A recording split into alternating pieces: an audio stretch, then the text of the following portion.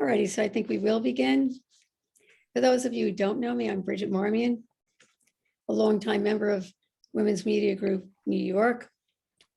And I do want to thank Women's Media Group, especially Kelly Huey, for giving me this opportunity to be with you tonight to discuss Author and the Marketer, working together to connect with readers. And before I do introduce the star of tonight, our author, Dale Kushner, I want to take care of some housekeeping. Our plan is that Dale and I will talk for about 40 minutes with enough specifics, so we hope the conversation includes news you can use for other authors and those who work with them, whether the work is fiction or nonfiction. So although tonight's conversation is just one marketing person talking to one author, I really do hope that three things will be clear to everybody. There are ways to connect with your reader, even if you don't like to do social media. Secondly, the goal is to find the way that you are most comfortable, which means the way you're most effective, speaking with your readers and building your own community, your potential audience. And third, writing your book is hard work. And bringing eyes to your work, that is promoting your book, is also very hard work and time consuming. And it uses muscles that you may not even think you have, but you do have them. One more piece of housekeeping. I do ask you to put in chats in the chat box, because our plan is to, oh, thank you, everybody. Our plan is to, for Dale and I to talk a bit, and then to answer questions at the end of our conversation, if we haven't covered them already during our conversation. And I don't want to have you worry about taking notes, because the event is being recorded, and it'll be edited and up on the Women's Media Group website by Monday or Tuesday. So you have that. So let's see, it looks as though we've got sales, publishing, sales and marketing, an author, wonderful. So it's a good mix of author and sales and marketing, terrific.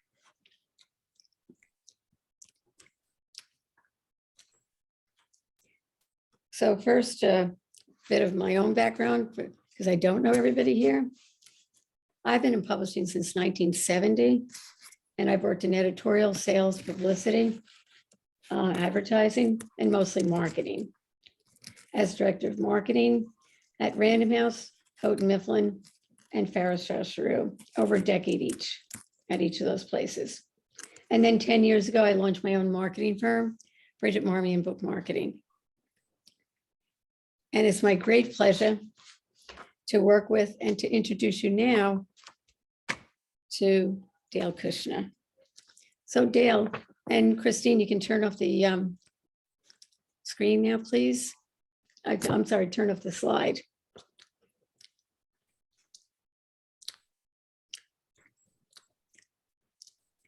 And poor Christine is having Wi-Fi. Thank you so much, Christine. So now I'm going to ask Dale to say a few words about herself. Yes. Hi, everyone. Thanks for coming on, well, at least in Wisconsin, this very rainy, chilly Friday night. I've spent a lot of time thinking about this. This is an unusual gig for me. I'm used to readings. I'm used to all kinds of things, but I've never really spoken to people on the other side, i.e. the marketers. And I have to say that there's this saying that one of my brilliant MFA teachers used to say to me.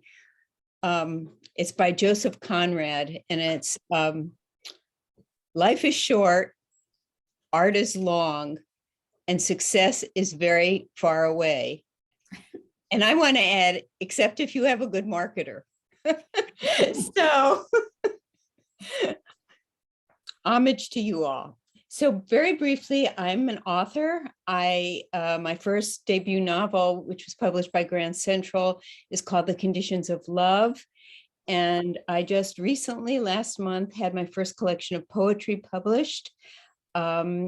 And I have a second novel with my agent right now. So I'm going to learn a lot, and I will be all ears and happy to answer your questions as we go along. And Christina, just so we don't interrupt a conversation later, may I ask you to show the next couple of slides, please? The first is Dale Kushner's website, so that you all can get a look at it. And Dale, as she mentioned, she's a novelist, a poet, and also an essayist. And we're going to talk about this in a moment. So please, you can get to know even more about Dale and her journey to becoming a writer, as opposed to a Jungian analyst on dalekushner.com. And the next slide, please. Those of you in publishing know what I mean when I say that Dale has 2 books and she has hit the jacket jackpot. She's got 2 wonderful jackets. This, On the Conditions of Love, her debut novel, published in 2013 by Grand Central. And next slide, please. This is her book of poetry, just released by Three House Press. Did I say that properly? Yep. Mm-hmm. Which, and when you hold it, in fact, I have a copy right there. It's got that vellum feeling cover, so it's tactile and beautiful. And by the way, the poetry is pretty fabulous too, but the book is absolutely gorgeous. So as I said to Dale, and those of you who work in publishing know what a really magnificent gift that is when the author also gets a beautiful book, as well as having written a wonderful book. And the next slide, which we'll talk about in a little while, and we'll come back to it. But Dale is also a columnist, a blogger on Psychology Today. So if I don't mention the title later, I also commend Transcending the Past to your attention. And we're going to talk in a little while about the different subjects that interest Dale. And you can read about many of them here, as well as in a novel and poetry. So now we can go back to the, turn off the slides, if you don't mind, Christina. So Dale, if you could talk for a moment about how we met, because we did say we'd talk about the process a little bit. Mm-hmm. So if you wouldn't mind about talking about how we met and when you decided to involve a marketing person in your life. Right. So my novel came out, as Bridget said, Grand Central 2013, and they had a great marketing and PR program for me. But my agent, Gail Hockman, suggested I do some complimentary promotion. And, you know, like many writers, you probably know this, we feel terribly awkward about promoting ourselves. This is a bind. This is a continual bind. You know, we feel awkward about promoting ourselves, and yet we want our work out in the world. And it's a real conflict. And so what you pray for is Bridget and Rich to come into your life so that you can feel good about how your work gets out there. And that's what happened. Gail asked me if I'd be willing to supplement what Grand Central was doing. And I said yes. And then it was a match. And it's been a long marriage so far. It has been. And we've evolved. And as you know, the social media world has evolved. And in the past 8 years, so much has changed in terms of promotion, which is what Bridget will talk about. Oh, you get to talk about it too. And Dale mentioned Rich. That's Rich Kelly, my strategic partner. He's the techie half of our team here, or the third member of this, the Dale Kushner publishing team, and you'll meet him in a little while. So yeah, in the beginning, we provided support and an extension of Grand Central's wonderful plan, which did include an author tour. Remember those? Mm-hmm. And so it's interesting. So again, just to give you an idea, because part of the things we promised to mention are things that authors can do who don't love social media. Now, again, a tour is not available for everybody, especially now. Although the good news is that Zoom makes other things valuable that were available that weren't. But Grand Central specifically asked us to do 2 things. Now, I am going to circle back in a moment. Dale, I'll give you a heads up. I'm going to ask you to talk a little bit about the themes of the conditions of love, so people do understand why Grand Central felt it was the perfect book club book. Because what they asked us to do was book club outreach. And you in publishing, knowing the numbers are still incredible, remarkable in terms of how many book clubs are out there and to what degree they can keep a book selling as an evergreen. So they asked us to emphasize book club outreach in our promotion of the conditions of love in 2013, and also Facebook ads, posting and targeting, of course, readers of members of reading groups.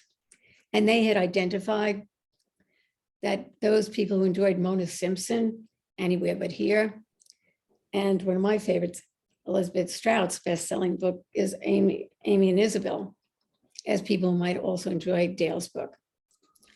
So Dale's heard me say this before, so it won't shock her. But as a marketer, literary fiction or upscale fiction is not the easiest assignment to be given. Virtually any kind of nonfiction is easier to target the audience. But with Dale, we did have, first of all, a gorgeous package and strong publishing commitment, and also a pretty clear idea of who our reader was and some great quotes on the book. So those marketers among you understand I had a lot to work with. So in our first meet and greet with Dale, we knew that in addition to those marketing efforts that Grand Central recommended, we also understood that these elements would be useful to Dale. So she asked for preparation for the readings that she was about to do. Because as Dale mentioned, she's a rather private person. And a lot of authors are. We sometimes joke, I'm the outgoing Sagittarius of the Sagittarii of the two of us, and Sagittarius of the two of us, and you're the introvert. Right. So preparing for the readings. How long? What should I read? So my business model is that I work with a network of experts around the country. So I asked a veteran bookseller exactly that question, a woman named Nancy Quinn of Schwartz bookstores out in the Midwest. Some of you might remember Schwartz. And this is what Nancy said, which is true to this day. So keep it in mind for you if you're an author or your authors. When I asked Nancy Quinn what Dale should read, she said, I would mostly talk about snippets of reading, talk about the true subject of the book, how people respond to adversity, and why Dale decided to explore that in a novel. Then read passages that relate, and why Dale decided to explore that in a novel. Enough to entice people to purchase the book because they want to explore the topic through her characters. And Nancy went on to say, I believe more talk, less reading at these events is most effective, unless you're an extremely talented reader that can mesmerize the audience. They can read the book at home, communicate why they should read it. And I thought that was really valuable because I've been to a lot of readings, and so have you. And I didn't go to a lot of events that were announced as readings by people that I felt I could read as well as they. So that was one thing. We coached Dale on how to maximize the impact of her readings. We also did Facebook coaching to encourage her to, and we see social media as a means to an end. And I'm quoting Rich here. We see it as a way of attracting others who share like interests and then leading them somewhere to continue the conversation, to a website or a blog to get to know you better. It's a means to an end. And in this case, of course, it was educating Dale about opportunities relating to reading groups. So that was our focus in talking to Dale. Twitter was of absolute no interest to Dale, nor very relevant in this case. although it was tempting to think about following groups, fans, poetry, and fans of Carl Jung. So Dale, I'm going to stop right now and talk a little bit, please, about some of the other influences on your writing, including your trip to Sarajevo, where you saw the role of the writer in the world, and then Carl Jung. Right. Okay. Yeah. So I think of myself, a lot of fiction writers think of themselves as storytellers. I don't think of myself as a storyteller. I think of myself as a translator. One of the things that I am aware of, that some of your authors may be aware of also, is that many of us grow up in households where there are many things that are unsaid and unspoken. And very often, those of us who choose the arts are we're the sensitive child who's been listening and who has been trying to interpret and make a story of what is not said.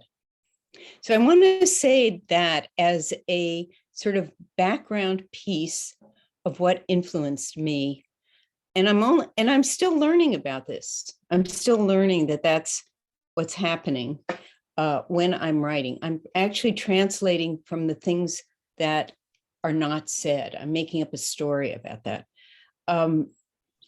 I've also was very influenced by women's movies. I grew up watching on television all those movies from the 30s and the 40s with fabulous actresses like Bette Davis and Joan Crawford.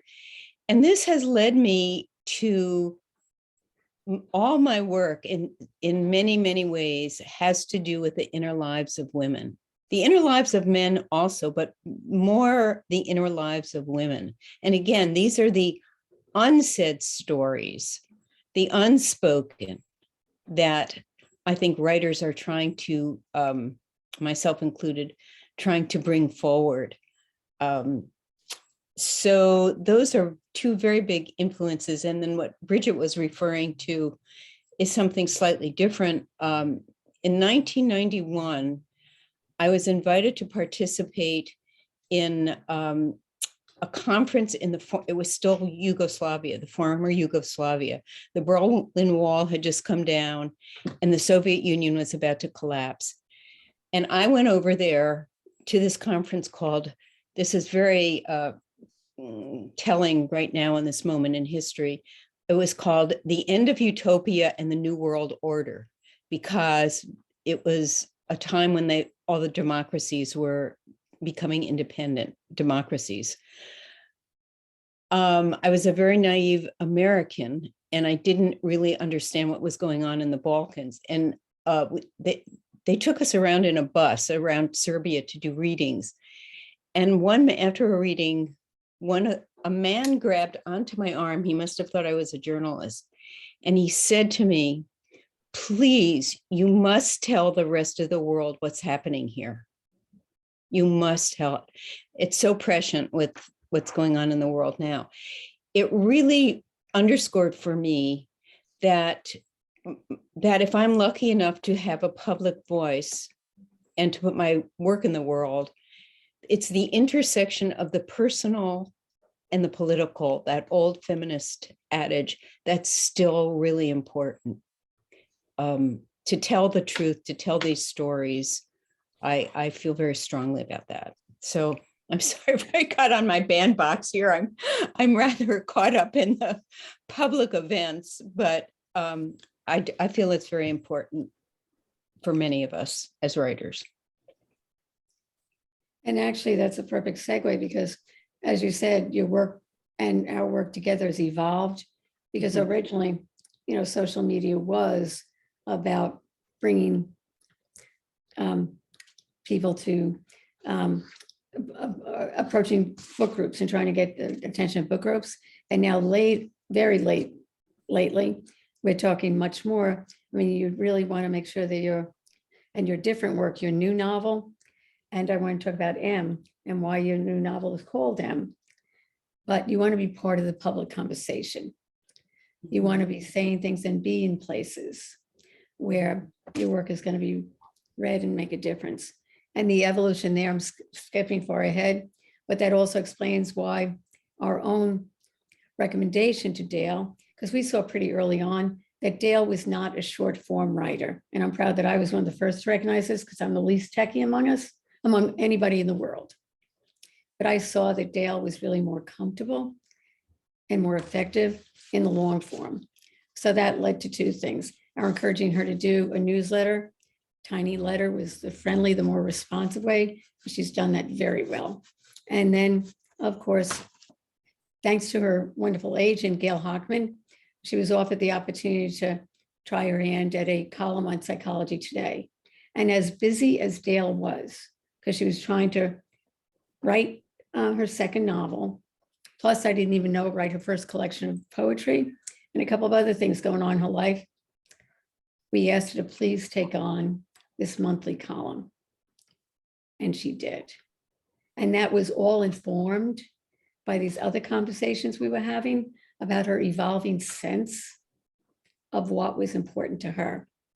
And at the same time, we were seeing how we should redefine the point of Dale doing social media. Because, as I said, we see social media as a means to an end. And for some people, honestly, it's getting enough followers so that their agent can sell their book. Yeah, if you can get 50,000 or 500,000, great.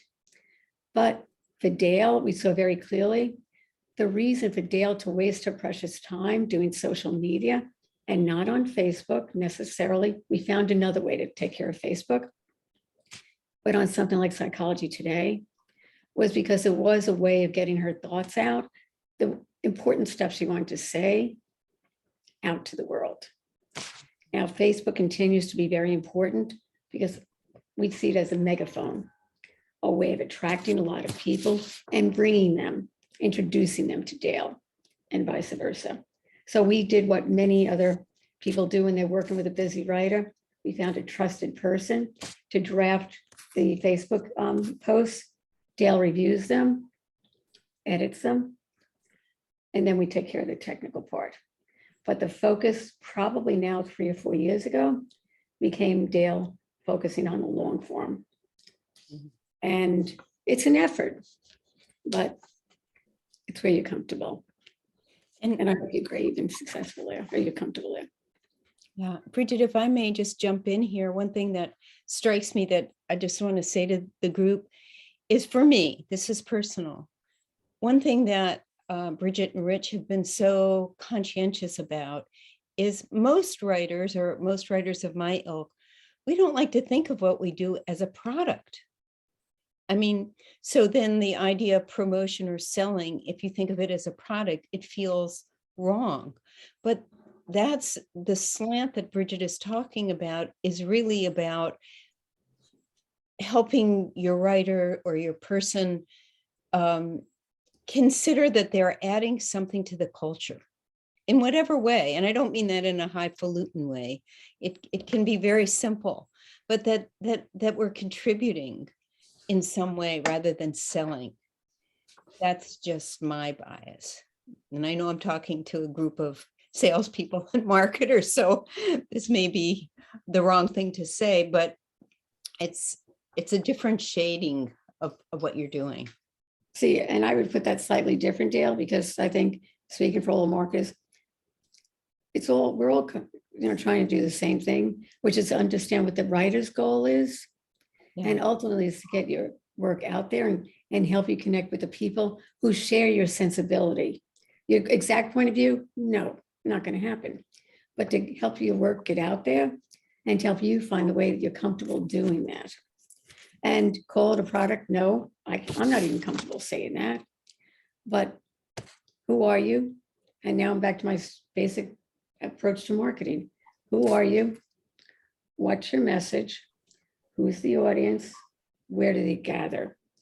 How do we connect you to? And that, I think, is the conversations that we have, sometimes late at night, sometimes with a glass of wine, but in a lot of ways, it's versions of that. Yeah. And as we said, our conversations evolved. We did, I've already talked about how Facebook is important, and we do strongly feel that every author does need a website. So you're telling your story. You're presenting presenting yourself to the world the way you want to be seen. But Facebook is an incredibly valuable megaphone, as I said.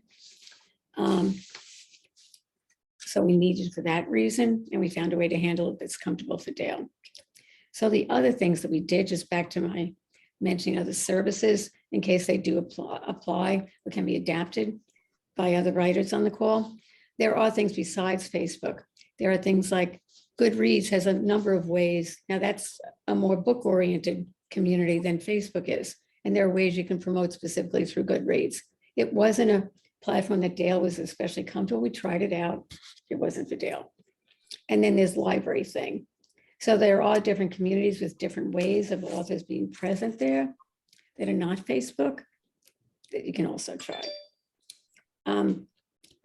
So among the other services that we provide over the years is author positioning strategy decisions, which is still evolving. It's been different every couple of years, as it should be.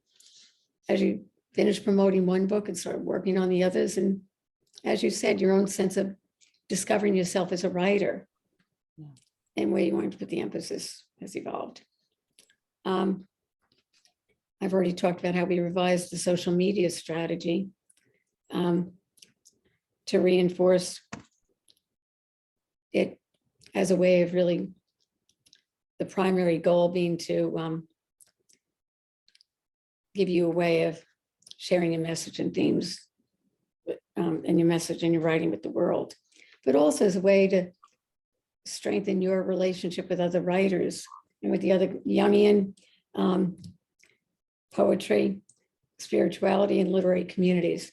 Because I haven't mentioned very much the technical part that we do, including metadata, including keywords, including tagging, all those things that help carry an author's important words through the digital atmosphere and help it connect with like souls. That's the boring housekeeping part. Metadata, who likes that word? Nobody. Is it important? Yes. So Rich Kelly is an incredibly important part of that, and he's implementing an awful lot of that. So we also coached Dale in a way to talk about her book to people. And with TCOL, I found this in one of our notes, which I thought was kind of interesting.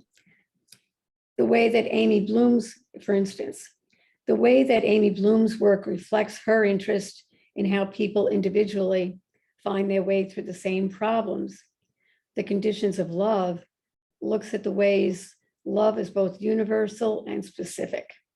It tries to get at the many ways we experience love, from the wonderful to the painful, and from the family to desire. So just helping an author talk about their book in a way that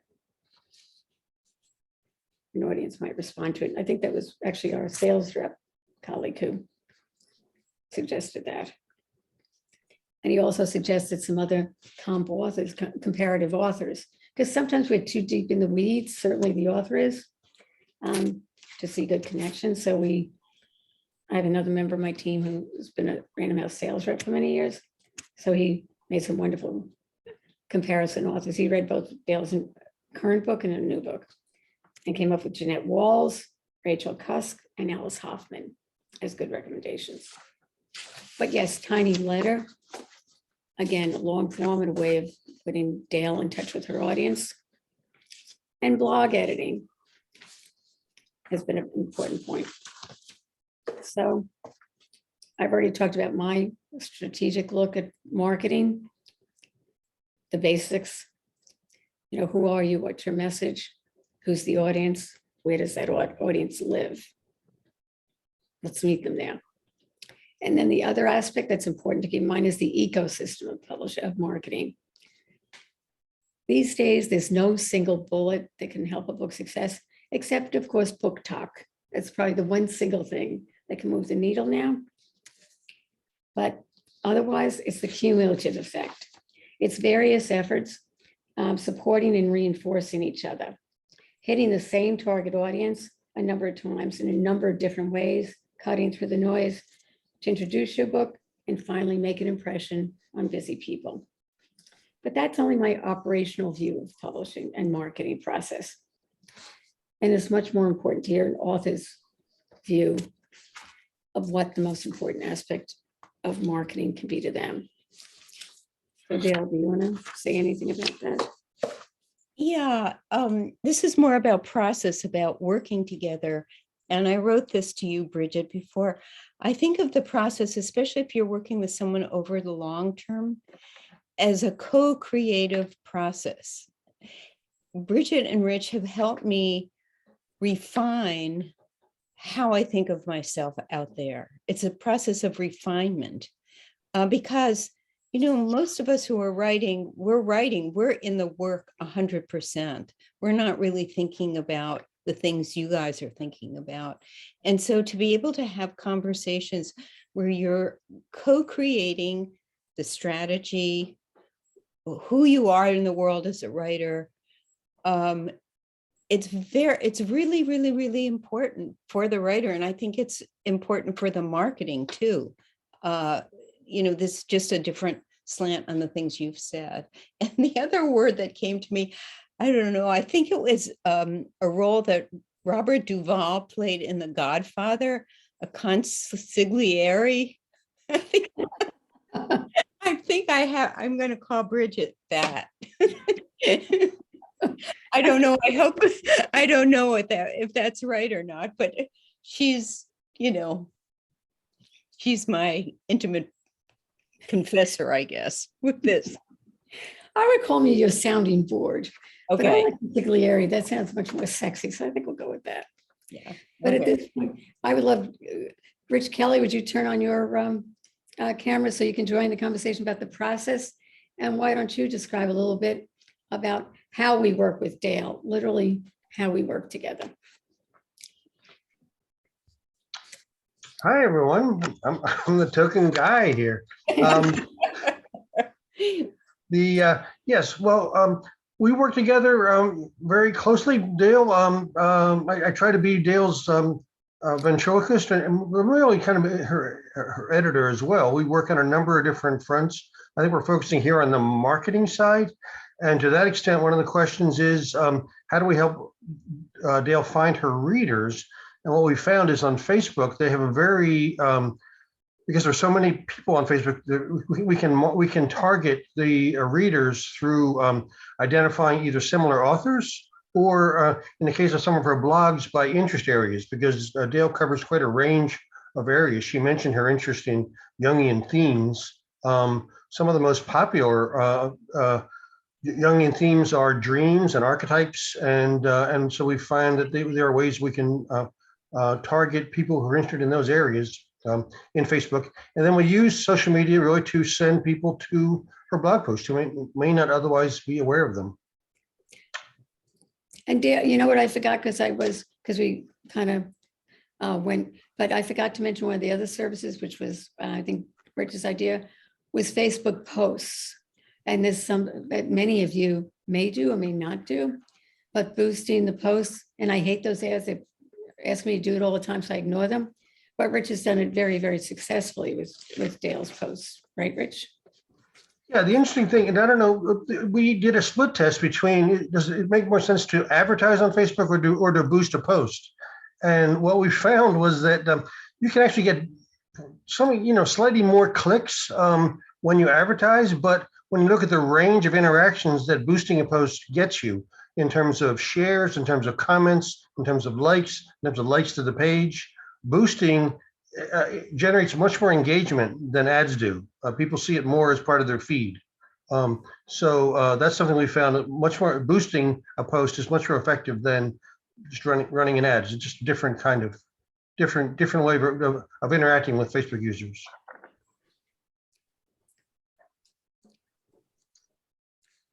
And I'll just jump in, that's been super helpful for me because I am a very averse Facebook person. which is a big pain for my marketers, really, I think. But I'm not a social media gal. So despite that, we've had a successful campaign, despite the fact that I am dragged to it. Well, the thing is that we found an appropriate way to do it. Again, we found somebody who's, who knows your work, who's trusted, who'll draft it, you look at it. And that's the way many busy authors handle it. And then you'll respond. But yes, your best expression of you is the long form, writing those letters on tiny letter and writing the monthly columns on Psychology Today on things like the classic themes of mother-daughter relationships, resilience. And you are the first person who ever mentioned the words intergenerational trauma to me, which now many more people are talking about. And, as Rich said, dreams and so many other things that are the web and roof of life. I mean, it's just, you have room to talk about them. And they show up in your books in magical realism, but meanwhile, your books are very, very accessible. So that's what I love about working with you and reading you. You make me think things I never planned to, but it's always really accessible. So answer this question. Why is your new book of poetry called M? Well, all the speakers in the poems are women. They're the silenced voices of women in the Bible, women in history, women caught in war, and all their names begin with M. Also, M. Such as Mimi, Mary Magdalene, the Virgin Mary, a lot of M's. And also M is one of the first sounds. It's very primitive. It's one of the first sounds babies make in all languages, hence mama, mama, mama. And it's sort of like an ohm. So that and instinct and the fact that my publisher liked it. It works. Can't go wrong.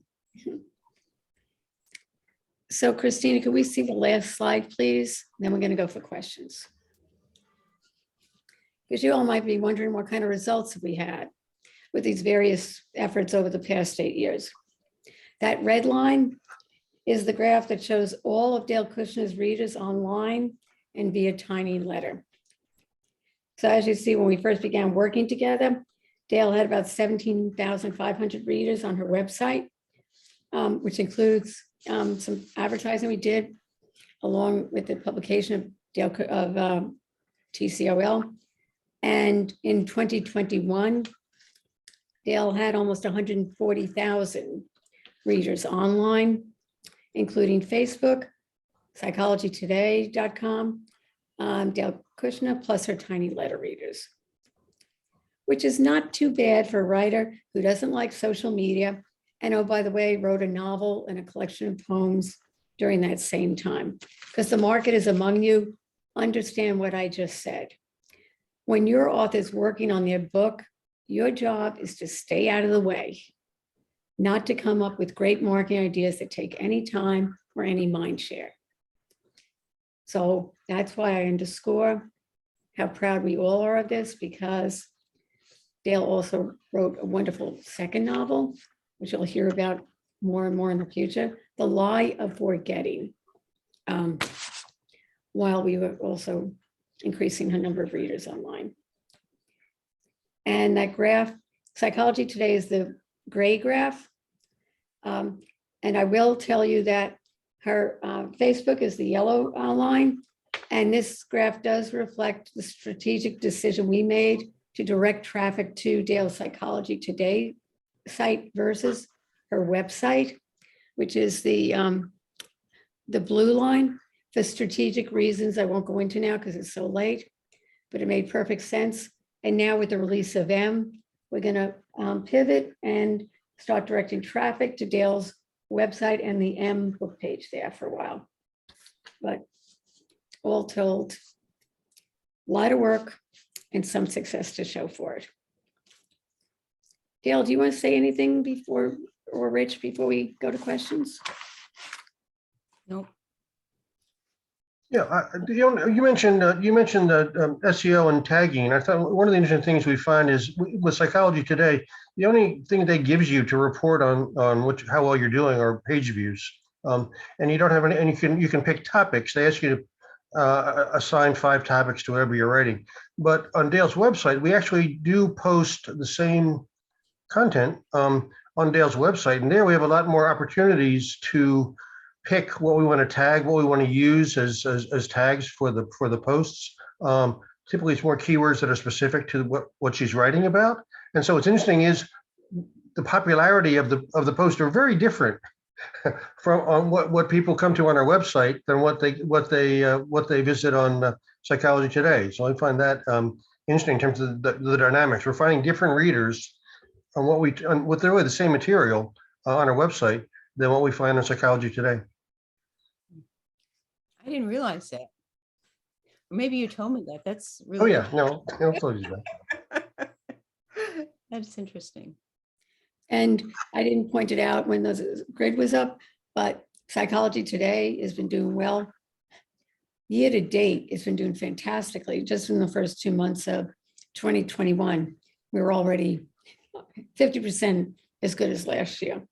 So you got some great action on your first couple of blogs of 2022. So I see there's a question from Laurel Stokes, or do you have others, Rich, we should take a look at? So far, I don't, people are a little shy about asking questions. So I see the one about seasonal marketing schedule. Mhm. So that's Laurel. Hello, Laurel. Laurel's a rep with HarperCollins. So the question is, with backlist titles being up year after year, I'm curious if either of you have a seasonal marketing schedule, a strategy for promoting your books. And in fact, Dale only, of course, has one novel, The Conditions of Love, and her second novel is only out right now. So no, we do not. It's more opportunistic with us, and tied to the headlines. We take opportunities to talk about the themes of TCOL when we can, and tie into comp authors. But and am I waiting for a book talker who I think is a fan of TCOL or The Lie of Forgetting? You bet. That's what I'm waiting for.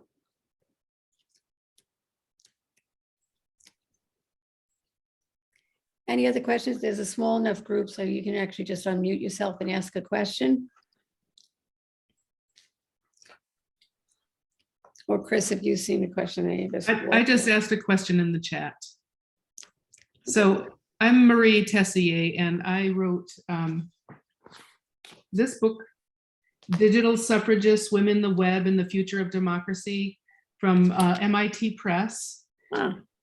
And it's about the shortfalls in women's voices. So it's curious, it's a nonfiction parallel to what Dale's addressing.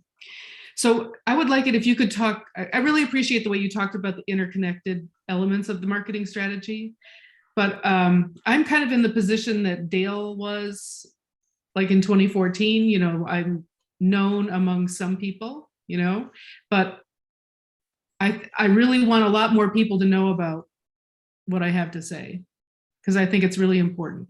So could you talk about return on investment and how to think about that?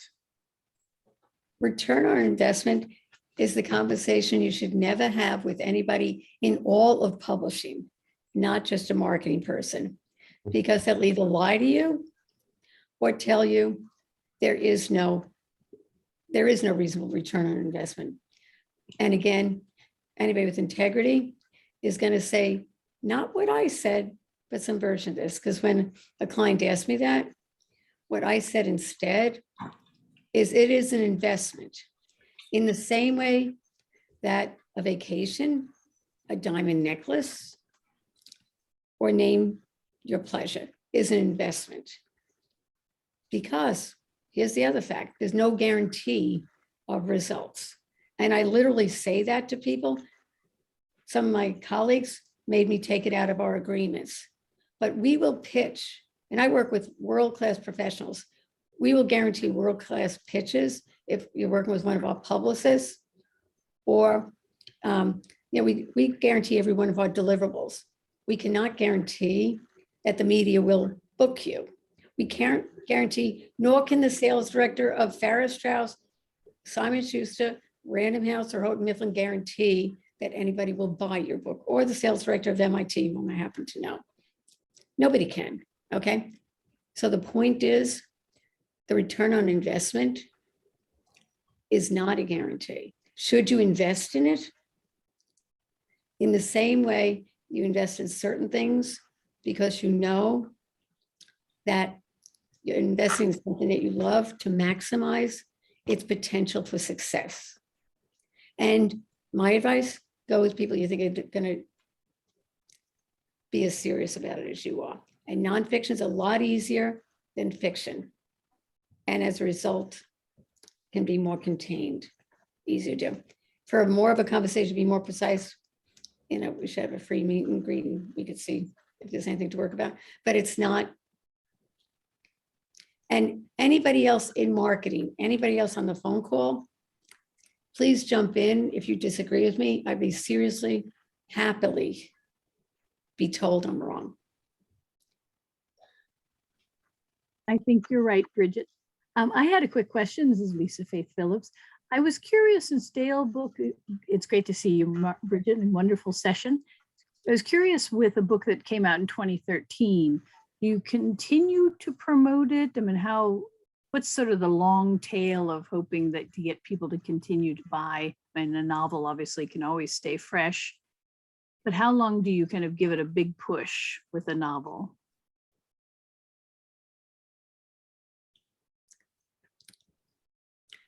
I think in Dale's case, you kept working very hard with the publisher on that for about, and again, it was different times then, but my memory is that it was probably about a year.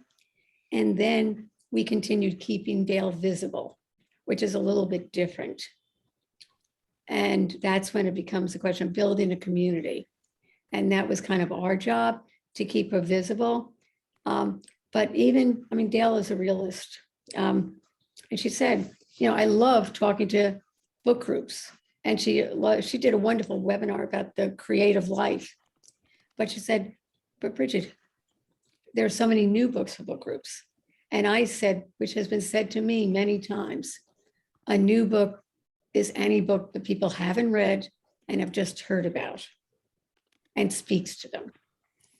So I don't like Dale to waste her time. I wouldn't have asked her to do this tonight if I didn't feel there was some benefit to you all hearing about it. Do I hope somebody invites her to do a reading group or a conversation about the novel? Absolutely. But actively, you're exactly right, Lisa. Realistically, actively investing time and money in promoting that particular book. My memory, Dale, is that it was about 8 months after TCOL. And then we, But the paperback came out a year later with the reader's guide. So then there was a whole other round, because then even more book groups, once the reader's guide was out and it was on the Grand Central list, then I think it went longer then. I completely blanked. I had us starting at the paperback. I completely forgot that we started working together on the eve of the hardcover publication. Right. Yeah. But you're right. Now the paperback went on for a while. And I don't know, this is actually a question that I haven't asked you, but now that I have a new book out, I don't know if, I hope that there's renewed interest in the novel. I mean, I don't know if the readers of, so if you have authors who are writing in different genres, I mean, I do this as a reader, and you probably do too. You read something, read an essay by someone, and then you think, oh, she wrote a novel. I'll check it out. So I like to think that the book still lives. I know there's still sales, but that's different than what you're asking, is how much do you invest in that, right? Yeah. But go ahead, Lisa, did you want to? I was just going to say, that's all good points. Interesting to hear the bigger picture. And that's among the conversations Dale and I do have. because of course, when you're writing a column for Psychology Today, and we're all professionals, that is to provide a service to and provide important content to the readers of Psychology Today, which is what Dale does every month. But it's not, given the nature of the themes that she's interested in, which also, of course, are reflected in her writing. There's common themes, and it's appropriate in certain ways to mention those things, but to do it in an appropriate, not self-serving way. And that's something, frankly, I have to keep reminding Dale and sometimes Rich about, because it's not self-serving. It's the fabric of the same person. The themes that interest you, that manifest themselves. Dale, who is the woman who went to Sarajevo and realized the role that writers play in the world, and studied at the Young Institute and made a decision not to become an analyst, but to become a writer, which is a really interesting conversation.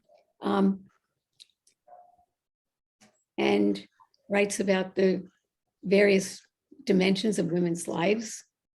That's all the same person. So in a funny way, and if you're of the same sensibilities, share the same interests, the answer is you're going to be curious about a lot of things that she's writing. Thank you. But you're right, there's only so many hours and so much energy and so many dollars in the budget and so much time. So that's, I think, what most authors have to consider. Yeah, Bridget, I just want to add to Marie's question. One of the things you'll see is that is what Seth Godin refers to as the drip factor, and that is that as you post, Dale's been posting monthly on Psychology Today since 2016. So she has 73 posts up there now. A month doesn't go by that all of them really, I mean, it's amazing that like all of them get some views. So she's getting between 5,000 and 10,000 views across this whole range of posts because there's that much material that's out there. And that what happens is you get this, as she writes more, you get this accumulation of things. All of that, because it's also on her website, is getting, has the ability to be searched organically because there are all these keywords out there for all these different posts. So as you write more and as you have more presence out there, you have more opportunities for people to find you. And that builds up over time. Mm-hmm. And that's again a tribute to the ecosystem of publishing, of marketing. It all feeds itself, it all interconnects, it all relates, it all supports the other efforts that you've made.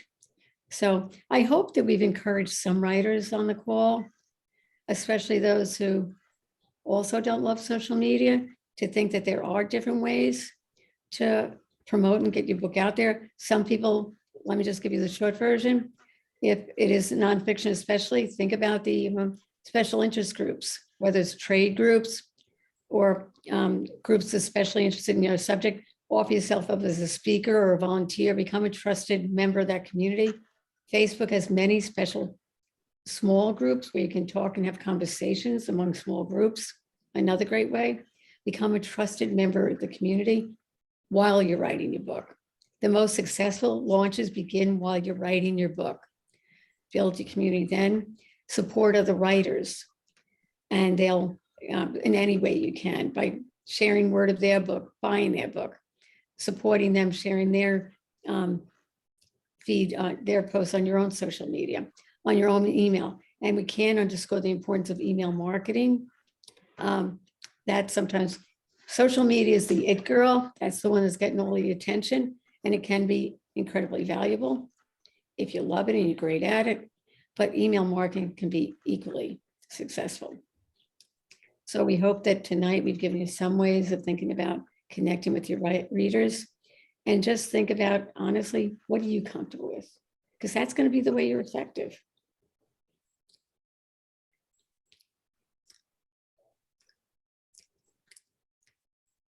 Look forward to reading a couple more books from Dale Kushner and maybe some other wonderful As long, this is a group of marketers, so I won't be embarrassed that you're promoting me so much. It feels awfully good. Well, you're not going to do it. Somebody's got to. I love that. See how this works, huh? I love that. I think the I have a first, quick question, Yeah. Bridget and Dale. Since we have the author here, could you just tell us a little bit about your last novel? So get us excited to buy it? Oh, how kind of you. Thank you. You mean the one I just finished? The one I just finished is called The Lie of Forgetting. And it came about, I've been very interested in something called intergenerational trauma or transgenerational trauma, which there's been more and more about in the news. And that's the idea that sometimes the darknesses that we carry are not our own, that they're in the lineages. And this gets back to the unsaid stories in the families, whether it's personal, like suicides or alcoholism, or have been historical traumas. The evidence is that the first generation, the generation that went through the trauma, does not speak about it. The children of that generation often do not ask because they don't want to upset their parents. And it's often not till the third or fourth generation that someone may present with a symptom or nightmares, and it turns out that this is something in the lineage. And so that was the origin of this novel, which is loosely based on the fact that I found out very late in my life that my father's mother, who he never spoke about, had been incarcerated in one of those very terrible Gothic insane asylums and died. I still don't know her story, but that's where my writer's imagination came in. So this is a book about 3 generations of women: the grandma, the mom, and the daughter. And it's about how the past shapes us, the unsaid, unspoken past. And I have to say, we're living on a planet right now where we are going to have many generations of traumatized children, right? So I feel like somehow this story came to me. It took me a long time to write this book. But I feel like I was in both the historical moment, and again, this is this intersection that interests me, the personal past and the historical past. and also, but the title, The Lie of Forgetting, is not only so memorable, but it's chilling, because of course the lie is that you can forget. No, it's going to come out somehow. Exactly. And it does, and it Yeah. will. And it does, right. But I will say also that this, Dale's first novel, has one of the most winning protagonists. And this is because mother-daughter relationships is also a theme you'll see in Dale's book. And a not perfect mother, we started a conversation about this. So resilience is the other theme of I see often in Dale's work. And it's just, and takes place in the Midwest. So, because what I find is that Dale's theme, I realized later, both in a poetry and the 2 novels, whether it's set in the Midwest or in biblical times, it always is about the heroic dimensions of women's lives in so many different ways, but pretty provocative and pretty moving. So this is Grand Central was right, big surprise. A really good book club book. But it's always fun to talk about a book over and over again when you've enjoyed it and you discover something else. Because I didn't know anything about intergenerational trauma when I first read TCOL. Now I know a lot more about it. So, but yeah, it's a good book. I'll just add something very briefly, if I may. For you, one of my first experiences in a book group was that it was a church group of women that had been together for 15 years. many of them had grown up on farms in the Midwest, had very different backgrounds than I did. And I walked in, Bridget, you'll remember this, and the mother in this novel, my first novel's name is Myrn. And the first woman came up to me and she said, Myrn was my mother. And she said, no, I had an aunt just like Myrn. So it's like, so, this is what we always hope for, that our story is a universal story, that our characters could be your aunt in Montana or your grandma in the Bronx. It's Mhm. just, you just hope that you're channeling something so true to humankind. Mhm. So I'm not sure why I told you that, but It's very relevant. First of all, I want to thank everybody for spending a Friday night with us, and Dale especially. Thank you so much. And from Madison, Wisconsin. And could I ask you to put up the last slide, please, Christine, so you know how to get in touch with Dale. Thank you guys so much, and enjoy your weekend. I look forward to seeing my WMG friends sometime soon.